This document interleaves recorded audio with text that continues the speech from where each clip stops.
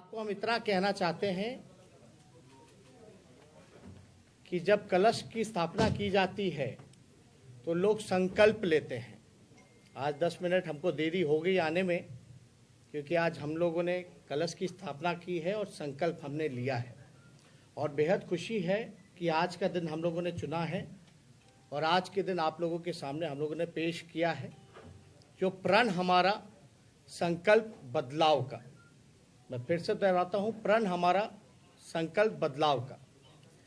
इसमें ज़्यादा समय मैं नहीं लूँगा, कॉपी जो है वो डिस्ट्रीब्यूट किए जाएंगे और बाकी करके अन्य दलों के नेता भी अपनी बात को प्रमुखता से आपके सामने रखेंगे।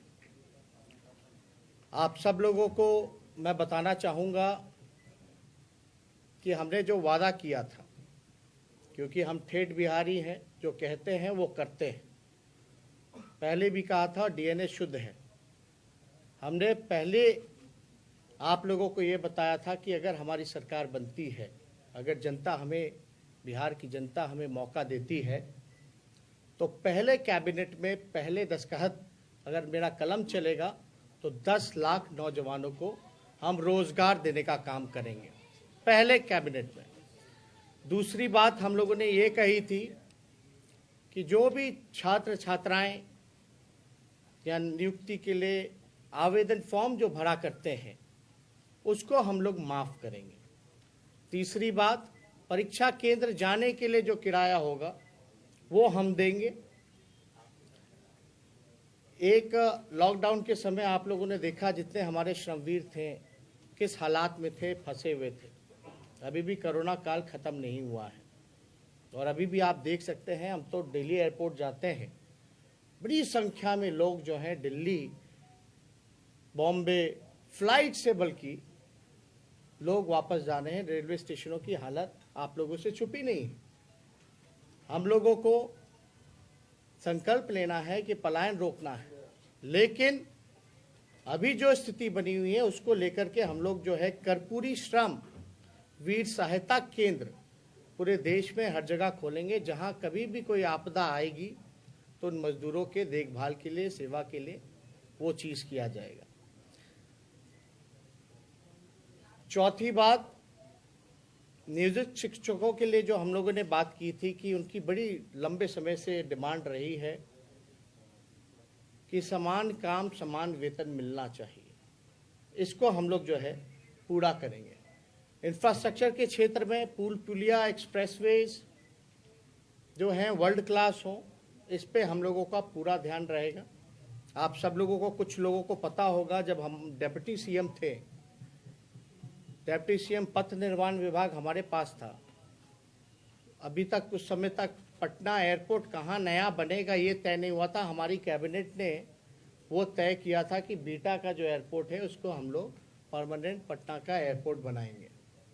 उस समय हम पथ निर्माण विभाग मंत्री थे, हमने बजट में भी इस चीज़ को इंक्लूड किया था कि मॉडर्न एक्सप्रेसवे जो होता है डेडिकेटेड टू एयरपोर्ट, वो हम लोग जो है उसकी शुरुआत करेंगे। तो वैसे कई एक पुल पुलिया बड़े एक्सप्रेसवेज जो हैं वो हम लोग काम देखेंगे। एक महत्वपूर्ण बात मैं आप लोगों को बताना चाहूँगा कि बिजली के क्षेत्र में बिहार में खुद का उत्पादन नहीं है, वो खरीदती है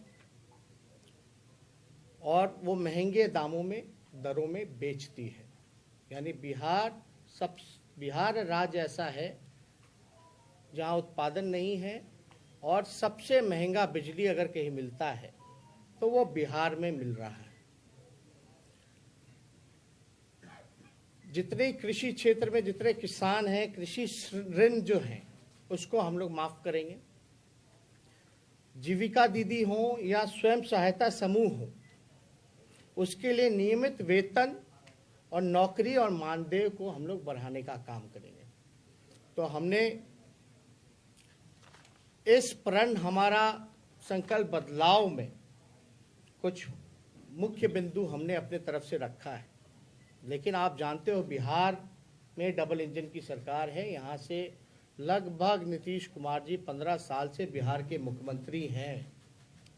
अब तक जो है बिहार को विशेष राज्य का दर्जा नहीं मिला कोई डोनाल्ड ट्रंप तो आके नहीं देने वाले हैं यहाँ, अमेरिका के राष्ट्रपति।